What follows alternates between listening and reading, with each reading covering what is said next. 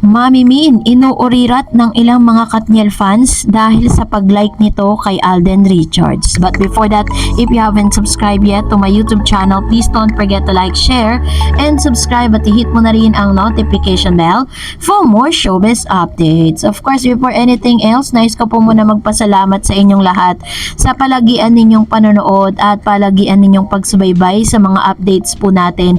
Maraming salamat po and Merry Christmas!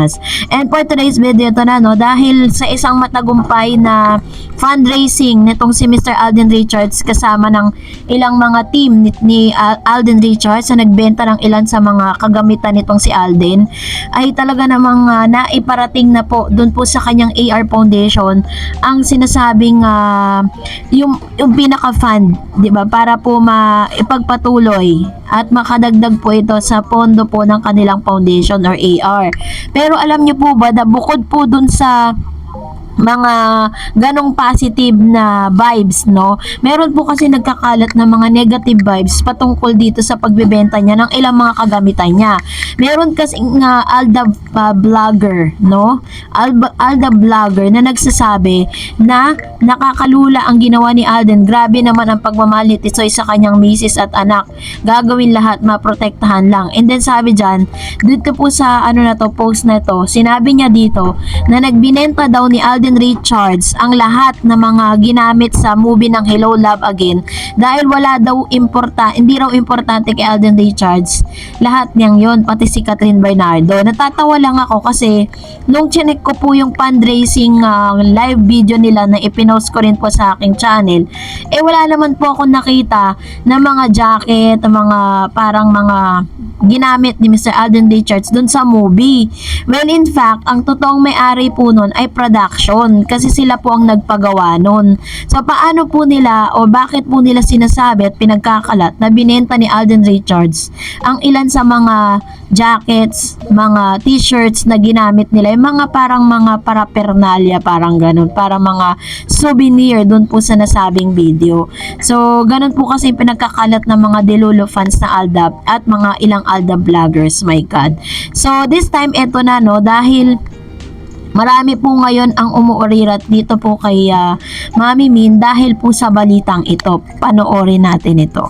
Nagkawatak-watak na nga yung pan si Catherine sa ni Daniel. Yes. Merong cut din ngayon, di ba? Ang isa pa po sa mga binabash ngayon ng mga taong medyo may kakitiran ang utak No. at hindi marunong umanawa si Mami Min. Ang Ay. dakilang ina po ni Catherine Bernardo. Ano ang kwento? Naku naman, eto naman kasi ang gagaling talaga ng mga ito eh. Bili mo pati yung pagla-like ni Mama Min. Pinapataya. Oo, sa mga post ni Alden, nakikita nila bakit daw pag si Alden na nagpo-post, Nilalike. super like, may Madilig, heart, oo. Pero daw noon na si Daniel Padilla ang karelasyon ng anak niya, never nakatikim ng like. Ano masasabi mo doon? Usap-usapan ngayon itong si Mami Min, pinupulutan po siya ng ilang mga Katniel fans dahil po sa pagpapakita ng suporta nito para kay Alden Richards. Kasi nga naman, may mga post kasi si Alden na kadalasang nakikita natin na kapag pinost ni Alden sa IG or sa social media, ay agad-agad pong ipinopost ni Mami Min na bagay na hindi po ginawa ni Mami Min dito po sa dating karelasyon ni Miss Catherine Bernardo. Kaya parang on behalf of Daniel Padilla, sila yung nagseselos. So, ang sagot naman po ng ilang mga netizen at nitong si Manay Christy Permin at kanyang kasama na syempre po, mothers knows best. Sabi niya na alam daw ni Mami Min kung sino yung karapat-dapat para sa anak niya. So, hindi pa man po nagsasalita si Mami Min kung sino na ba talaga ang kanyang choice para kay Catherine, kitang-kita natin yung 100% support niya para kay Tisoy. Kasi kung matatandaan po ninyo na during the HLA movie, talagang walang sawa pong ipinopost ni Mami Min ang mga pictures at kaganapan po sa buhay ni Catherine at ni Alden Richards during the mall tours at talagang suportado niya po yung dalawa. And isa rin sa ikinatuwa ng marami ang isang revelasyon na isa rin sa mga talagang nagustuhan ni Mami Min dito kay Alden Richards sa pagpala pumupunta at bumibisita ito sa bahay nila, lahat ata ng mga tao doon ay pinagpapaalamanan nitong si Alden. Yun po yung malaking pagkakaiba nila ni Daniel. According po dito sa news ni Miss Christy Permin na si Daniel daw ay sorpresa na lang na pumupunta doon sa kanila at dire-diretso sa kanilang bahay. So parang sinasabi nila na sobrang over familiar reality na yun ang nangyayari dito sa dating nobyo ni Miss Catherine Bernardo. So, kahit naman talaga sino, 'di ba?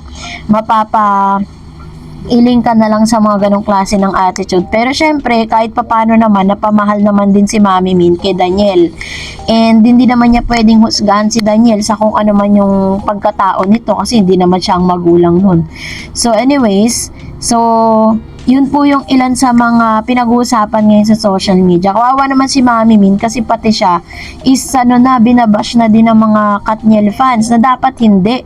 Kasi Katniel nga, ibig sabihin nandun si Catherine sa Katniel na yun. Kung gusto talaga nila, tanggalin nila yung pangalan ni Catherine para matira na lang si Daniel Padilla. At sila na po yung certified Daniel Padilla supporters na dilulu. So this time, eto na, mag-react tayo sa mga komento at reaction ninyo patungkol naman sa ating latest updates. Unahin natin si PGU, sabi niya, sus, sipatin lang mabuti ni OG ang picture na ikinikis ni Kat sa ulo, ibang iba, kaya ang katawan nila. Tsaka meron bang mag-ex na sa tinagal ng di pag nyo pag-uusap at biglang pag-uusap lang may pag ganong kiss na makailang beses, ang former talent niya lang, kaya na si Liza ang ibida niya. Total naman, kahit sinusuka na siya ay pinalalaban niya pa rin. This time, gumagawa lang ng issue si OG. Ayan, so ito naman po yung kanyang komento patungkol dito. And sabi ni Ma'am Shimalu, kung ipapareha man si Alden sa iba, siguro kung si Miss Catriona Gray, baka mag-click din silang dalawa. Ano masasabi mo, Miss Darrits? Depende po yon kung ano pong klase ng content, kung anong klase ng material na gagamitin. Sabi ni Miss Geraldine, ginawa yan ni OG kasi nagtampo siya sa Kat din, hindi daw siya naimbitahan during media day para mag-interview kaya sinisiraan niyang Kat din. Aba, may katuwiran ka, Ma'am Shi, ha? Karamihan po sa mga press con ng ABS-CBN at ng GMA, di siya talaga ini-invite. Sabi ni Ma'am si Emerita Babauta, kahit noong OG don't like Catherine, halos ayaw niyang pag-usapan about her kasi mas mag-promote niya yung alaga niya. Only negative story about her, basta di siya fan si Catherine. Sorry Ma'am Darrets, medyo negative lang ako kay OG. Ayan, naintindihan kita Ma'am Shi sa iyong pong opinion patungkol dyan. And I understand exactly how you feel, na parang medyo kumakambyo kasi si Mr. OG Diaz. Ang feel ko lang kasi kaya niya ginagawa yan dahil unang-una dahil bumabawi siya sa mga Katniel fans na nagalit ng todo sa kanya noon nung in-announce niya nga na break na ang Katniel. Sabi ni Slolet Lumines, Miss Dar, malabong matalbugan o mapapantayan ng kimpawang HLA. Various sectors ang movie viewers ng HLA aside from the fandom of Kat din. Isang collaboration movie ang HLA, dalawang network ang gumalaw for its success. So parang wishful thinking na lang ang magpantayan o matalbugan ng kimpaw movie ang HLA. Pwede siguro umabot kung may sequel din ang Make You Disappear na yan. So yun po yung kanyang komento, which is true naman. Dun tayo sa realistic kasi number one, isa rin sa mga dahilan na kung bakit talagang worldwide sinuportahan siya kasi maganda yung material na binigay, the end, isa rin yan sa mga rason. Of course, syempre mahal ng tao ang Kat din, at the same time pinag-uusapan nito yung real life problem na na-encounter ng lahat ng OFW sa buong mundo. And sabi ni Tchaikovsky, dati bilib ako kay OG Diaz pero ngayon parang hindi na masyado, parang wala na siyang credibility. Nagbase lang siya sa source kuno pero wala namang resibo attached. Paano pala kung liar o dagdag bawas yung source niya? E di siya din ang masisira. Miss Dars, merong upcoming teleserye ata si Sanya at David Licauco for this 2025. Pinakita na yung poster nila. Actually, parang meron nga po. Kasi ayaw na nga kay Alden, hindi na, parang nag-eksperimento kasi sila ngayon Dahil even Alden Richards ayaw din ng team ni Alden. So, mas maganda siguro magkaroon sila ng pero parang feeling ko parang ang bata lang itsura ni David Licauco para kay Sanya So, subukan din, 'di ba? Kasi parang test the water first para at least malaman nila kung talagang may chemistry at may dating sa mga tao. Ganoon naman talaga ang showbiz, 'di ba? And sabi ni Miss Mary Boro, Miss Stars, napansin ko na di pinopromote ni Mama Og ang movie ni Kat na HL. Always watch his show, but totoo yan, hindi ko siya nakitaan na nag-promote. Samantalang itong si si Miss Christy Permini panayang promote. Sabi ni Mr. Renato, "Hi Miss Dars, thanks sa pagbasa ng comment ko, mapahaba ito lang masasabi. Pag kumita ng 500 million or 500 million, magpamesa sila at magpasalamat sa Panginoon. Yun lang, magpamisa. Just like Judy Ann Santos in presscon para MMFF movie nila, pagpasalamat nila kung aabot sila ng 500 million yung total gross nila dahil sa hinahanap hindi nila hangad ang mapantayan ng achievement nilang HLA.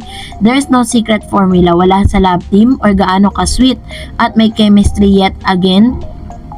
It's what? It's, sabi niya, chemistry yet it's the backstory, the storyline portrayed by the actor and the actress, how relatable they are on big screen. Simple as that. If they can produce that kind of movie, maybe perhaps a burning question hang on the balance. Ayan, ganito po yung kanyang totoo yan kasi minsan nakadepende pa rin talaga sa material, no? Kahit gaano po kasikat minsan ang isang fandom or isang artista, pag hindi rin po ganun kaganda ang material, kasi ano yan parang talk of the town, magiging word of mouth ka ng iba, kaya po talaga nagkakaroon ng curiosity ang lahat. Sabi ni Ma'am si Gloriosa Silva, ng mga Katden fans, wag tayong pumatol dyan kay OG kasi kumare niya si Carla at siguradong masaya si Carla sa ginawa ng kumpare niya. Sino pa bang magdadamayan? Di kumare at kumpare, pagpatuloy mo yung kumpare OG, panindigan mo yung mga issue na walang kwenta, nakakatulong ka kay kumare, ikaw na. So ganun kainis si Ma'am si Glorioso. And Miss Annabel Garde, first of all, congrats to Katden and HLA team. Talagang non-stop ang blessing. Makakatniel pala si OG, no? Akala ko makakatden siya. Pero sorry na lang po, di na babalikan ni Kat si Daniel. Di naman naranasan ni Kat yung freedom na naranasan niya noon. Natatakot kaya yung mga ganong relasyon. Masyadong dominante. Walang peace of mind yun. Lahat ng kilos mo, dinumero. Magkamali ka lang, away na. Tapos sa side ni Kat, wala rin trust. So, which is very true, no? Parang medyo dominant kasi yung attitude ni DJ, na parang gusto niya lahat ng mga sasabihin niya, lahat ng mga gagawin ni Catherine, may approval niya, 'di ba? So, naging ganun kasi yung flow ng kanilang relationship. Parang napaka-controlling sa side po ng isa't isa, 'di ba? And sabi niya, tapos sa side ni Kat, wala na ring trust for him. Napaka-toxic na relationship 'yon. So, do you think babalikan ni Kat yung ganong klaseng relasyon? Tama si Ray at Dondon. Masaya na si Kat right now at nakita natin 'yon. So, why pushing her on that kind of man, 'di ba? Kay end na dapat yung issue na 'yan. Pangpagulo lang ha. Thanks Miss Darreds. Advance Merry Christmas. Totoo yan, diba? Advance Merry Christmas din sa'yo, Ma'am si Annabel Garde. At sana maging masaya ang iyong Pasko. No? So, another, sabi ni Ma'am si Marisa Roque, yung mga naninira kay Alden at Kat, huwag kayong manira sa kanila dahil di lang nagmamahalan, bilang nagmamahalan. Yan, God bless. Ayan. Ano ba yan? Bilang ba o di lang? Hindi natin maintindihan. And sabi ni Ma'am si Cecilia Houston, never ko nadinig na pinuro ni OG ang Katden. Despite their worldwide success, disappointed kasi siya sa taalaga niya na iniwan siya. Dapat di na nila pinifeature sa show nila si Katden. Marami nang nagmamahal at naniniwala sa Katden. Help na lang niya maka 2 billion alaga niya pag bumalik. Ayaw na nga bumalik sa kanya. 'Di ba? So, iyan na isa sa mga biggest regrets niya, sayang kasi kumbaga parang umaalagwa niya yung career ni Miss Liza that time, tas biglang nawala. And sabi ni Ma'am si Rogela Modo, OG Diaz, wag ka na mag-comment sa Katden, may Daniel ka lang kasi idol mo yan, tigilan mo na ang Katden. And Miss Emilita Codera, congrats Katden, Ma'am Darreds, and God bless you.